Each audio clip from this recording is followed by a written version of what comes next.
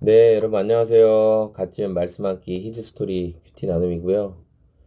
오늘 말씀 예레미야 31장 10절에서 22절까지 말씀입니다. 오늘 말씀에서는 하나님께서 그 이스라엘을 향한 하나님의 속량의 마음, 하나님께서 그들을 회복시켜 주시겠다는 하나님의 애타는 마음에 대한 내용이 기록이 되어 있습니다. 특별히 하나님께서 그 11절에 보니까 여호와께서 야곱을 구원하시되 그들보다 강한 자의 손에서 속량하셨으니, 그래서 이 속량이라는 게 값을 주고 다시 되돌려 받았다, 값을 치르고 해결했다, 이런 그런 내용이잖아요. 그래서 하나님께서 이제 에브라임으로 대표할 수 있는 이 이스라엘 백성들을 회복시켜 주시겠다라는 말씀을 담고 있습니다. 그러면서 12절에 보니까 하나님께서 그렇게 회복해 주는 이 이스라엘을 어떻게 돌보아 주시느냐? 그들이 와서 시온의 높은 곳에서 찬송하며 여호와의 복, 곧 곡식과 새 포도주와 기름과 어린 양의 떼와 소의 때를 얻고 크게 기뻐하리라.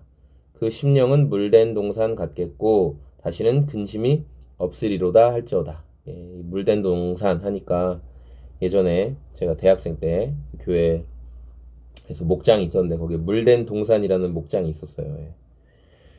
그러니까 물된 동산이라는 말은 어떤 동산에 물이 끊임없이, 그 식물이 자라기 위해선 물이 필요하잖아요. 끊임없이 물을 공급해주는, 말 그대로 하나님의 은혜가 끊임없이 공급되어지는, 하나님의 은혜가 끊임없이 공급되어지면 어떻게 돼요? 잘 될 수밖에 없죠. 살아날 수밖에 없죠. 결실을 맺고 생명이 일어날 수밖에 없죠.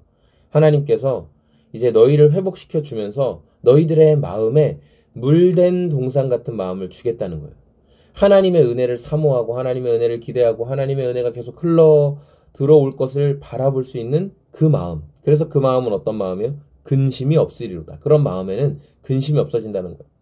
다른 곳에서 은혜를 구하지 않고 하나님으로부터 오는 은혜를 계속 구하는 마음이 있으니까, 그러니까 하나님께 가난한 마음이 있는 거야. 하나님의 그 은혜를 바라고, 하나님 내가 정말 가난한 심령이라고 하잖아요. 하나님의 은혜를 너무너무 갈급합니다. 저에게 부어주세요. 그런 마음을 하나님께서 주시겠다.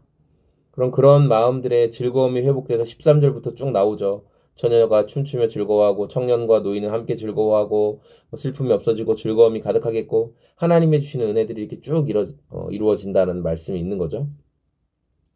하나님은 이 이스라엘을 향해서 이런 마음을 갖고 계세요. 18절에 보니까 에브라임이 스스로 탄식함을 내가 분명히 들었다. 하나님은 이스라엘에게 그 듣는 마음이 있으시고, 또 20절에 내가 그를 책망할 때마다 깊이 생각하노라. 그러면 또 불쌍히 여기노라. 하나님께서는 들으시고 기억하시고 그들을 불쌍히 여기시는 하나님의 마음이 있다라는 거예요. 우리가 항상 하나님 저의 기도를 들어주십시오. 하나님 저를 항상 생각해 주십시오. 하나님 저를 불쌍히 여겨주십시오.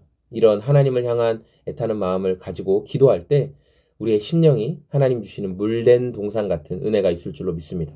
오늘도 저와 여러분의 삶에 하나님께서 들으시고 기억하시고 하나님 불쌍히 여기시는 그런 은혜가 임할 수 있는, 가득할 수 있는 오늘이 다 되었으면 좋겠습니다. 네, 여러분 감사합니다. 오늘도 그렇게 주님과 동행하는 기쁜 하루 보내십시오. 고맙습니다. 안녕히 계세요.